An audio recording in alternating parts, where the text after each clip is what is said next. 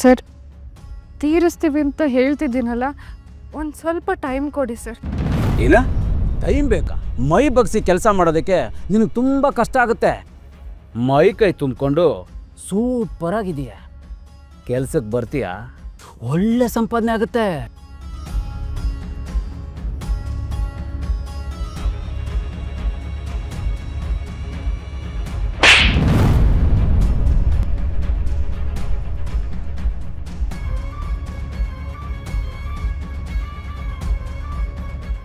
ಏಯ್, ನನ್ನ ಮೇಲೆ ಕೈ ಮಾಡ್ತೀಯಾ?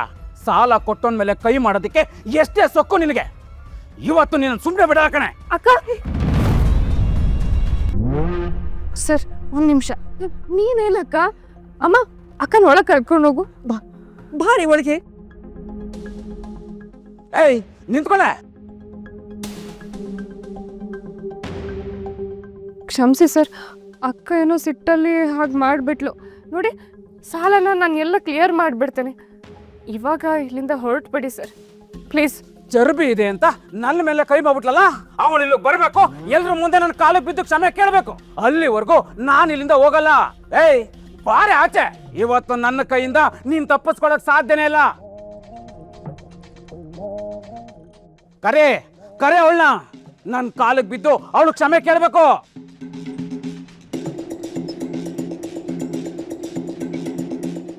ಇರೋ ಸಮಸ್ಯೆಗಳ ಸಾಲದ ನಿನ್ಗೆ ಮತ್ತೆ ಹಾಕಿದೆಲ್ಲ ನಿಂದು ಗಲಾಟೆ. ಮತ್ತಿನ್ನೇನಮ್ಮ, ಅವನು ಅಷ್ಟೊಂದೆಲ್ಲ ಕೆಟ್ಟದಾಗಿ ಮಾತಾಡ್ತಾ ಇದ್ರೆ ಕೇಳಿಸ್ಕೊಂಡು ಸುಮ್ಮನೆ ಇರ್ಬೇಕೇನಮ್ಮ? ಸದ್ಯಕ್ಕೆ ಸುಮ್ಮನಿರೇ ಕಲ್ಯಾಣಿ ನೀನು. ಏನೇ ಅಕ್ಕ ನೀನು? ಅವ್ರು ಇವಾಗ ಕ್ಷಮೆ ಕೇಳಲೇಬೇಕು ಅಂತಿದ್ದಾರೆ. ಇಲ್ಲ ರುಕ್ಕು, ನಾನು ಕ್ಷಮೆ ಕೇಳಲ್ಲ ಅಂದ್ರೆ ಕೇಳಲ್ಲ. ಇವತ್ತು ನಮ್ಮ ಅಣ್ಣ ಇಲ್ಲ ಅನ್ನೋ ಕಾರಣಕ್ಕೆ ಯಾವ್ದ್ಯಾವ್ದೋ ನಾಯಿಗಳು ಬಂದು ನಮ್ಮ ಬಗ್ಗೆ ಕೆಟ್ಟದಾಗಿ ಮಾತಾಡ್ತಿವೆ. ಹೆಣ್ಣು ಮಕ್ಕಳ ಬಗ್ಗೆ ಅಷ್ಟೊಂದು ಕೆಟ್ಟದಾಗಿ ಮಾತಾಡ್ತಿರೋ ಅವ್ರ ಮುಂದೆ ನಾನ್ ತಲೆ ತಗ್ಸಿ ಕ್ಷಮೆ ಕೇಳ್ಬೇಕಾ? ಸಾಧ್ಯನೇ ಇಲ್ಲ. ಅಕ್ಕ, ನೀನು ಹೇಳೋದು ಸರಿನೇ ಇದೆ. ನಿನ್ಗೆ ಇವಾಗ ಕೋಪನೇ ಮುಖ್ಯ ಆಗಿರ್ಬೋದು, ಆದ್ರೆ ಹೊರಗೆ ನೋಡ ಜನ ಹೇಗೆಲ್ಲರೂ ನಮ್ಮನ್ನ ನೋಡ್ತಾ ಇದ್ದಾರೆ. ಮರ್ಯಾದೆ ಪ್ರಶ್ನೆ ಕಣೆ. ನನಗಂತೂ ಏನು ಮಾಡಬೇಕು ಅಂತಾನೆ ಗೊತ್ತಾಗ್ತಿಲ್ಲ. ಕಲ್ಯಾಣಿ, ಸಿಟ್ಟು ಒಳ್ಳೇದಲ್ಲಮ್ಮ. ಈ ಮನೆಯಲ್ಲಿ ಒಂದು ಗಂಡದಿಕ್ಕು ಅಂತ ಇದ್ದಿದ್ರೆ ಈ ಥರ ಬಂದು ಯಾರೂ ಗಲಾಟೆ ಮಾಡ್ತಾ ಇರಲಿಲ್ಲ. ಇವತ್ತು ನಿಂಗೆ ಕ್ಷಮೆ ಕೇಳಲಿಲ್ಲ ಅಂದರೆ ಇದನ್ನೇ ಒಂದು ನೆಪ ಮಾಡಿಕೊಂಡು ದಿನ ಒಬ್ಬೊಬ್ಬರು ಬಂದು ಕಾಟ ಕೊಡ್ತಾನೆ ಇರ್ತಾರಮ್ಮ. ಹೌದು ಕಣೆ ಕಲ್ಯಾಣಿ, ನಮಗಿರೋದು ಇದು ಒಂದೇ ಸೂರು. ಇದು ಹೋಗ್ಬಿಟ್ರೆ ನಾವು ಬೀದಿಗೆ ಬರಬೇಕಾಗುತ್ತೆ ಕಣೆ. ನೋಡು ಮಗಳೇ, ಈ ಜಗಳ ಇಲ್ಲಿಗೆ ಮುಗಿಬೇಕು ಅಂದರೆ ಅವರೆಲ್ಲರ ಮುಂದೆ ಒಂದ್ಸರಿ ಕೈ ಮುಗಿದು ಕ್ಷಮೆ ಕೇಳ್ಬಿಡಮ್ಮ. ಮರ್ಯಾದೆ ಅನ್ನೋದು ಮುಣ್ಣಿನ ಮಡಿಕೆ ಇದ್ದಾಗೆ, ಒಂದ್ಸಲ ಹೊಡೆದ್ರೆ ಅನ್ಸಕ್ಕಾಗಲ್ಲ ತಾಯಿ.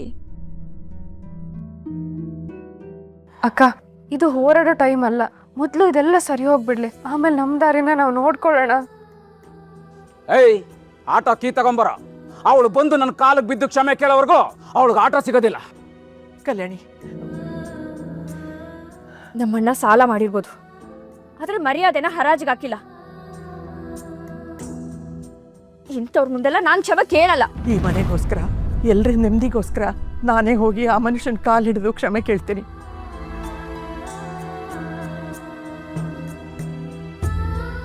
ಅಮ್ಮ ನಿಂತ್ಕೋ. ನೀನು ಈ ಮನೆ ಕಿರೀಟ ಇದ್ದ ಹಾಗೆ, ನೀನು ಯಾರ ಮುಂದೂ ತಲೆ ಬಾಗಬಾರ್ದು. ನಾನೇ ಎಲ್ಲ ನೋಡ್ಕೊಳ್ತೀನಿ, ನೀನಿಲ್ಲ ಇರು.